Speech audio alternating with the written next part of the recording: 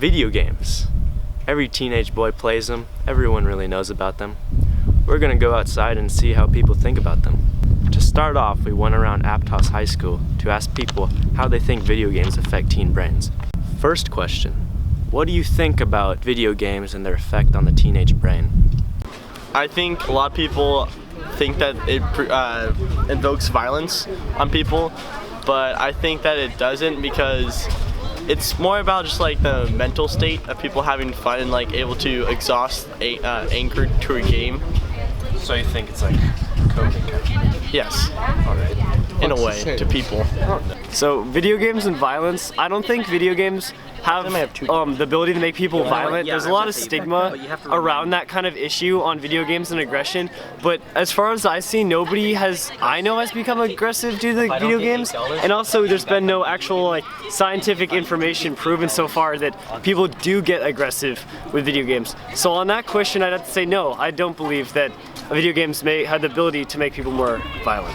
Violence that comes with video games, I think, is when people get angry and then they like smash their keyboard and like throw their headphones. Gamer rage. I think if someone already has like a mental issue that might kind of make them act violently already, but normally no. Very violent, because they see this violence in their video game and they're like, I really want to act this out in real life, you know what I'm saying? Yeah. No. I do not. No, I do not. I do not think so. No. Yes. Sometimes I take Smash Bros. Too seriously and accidentally kill my wife. Yes. Do you want me to alliterate on why? Yeah. Okay, I think that they can have a positive effect. I think that there's an overstimulation that happens when you do it for a really long time, like play video games for a long duration or period of time in the day or in your life, and so you kind of forget what reality is a little bit. I think they can be influential, but as long as a teenager understands the concepts in video games well and the morality behind them, then I don't think they can really do much harm. Second question. Do you think violent video games like GTA 5, which has sold over 95 million copies, a game that incorporates murder, torture, drug usage, and dealing, and prostitution into its gameplay, is a good thing? I don't know that video game itself, but based on what your description of it, it sounds like not the most wholesome content. I would like to think that young people have access to things that more genuinely reflect their living experiences and aspirational experiences. So I would hope that they have access to things that are of a higher quality than that.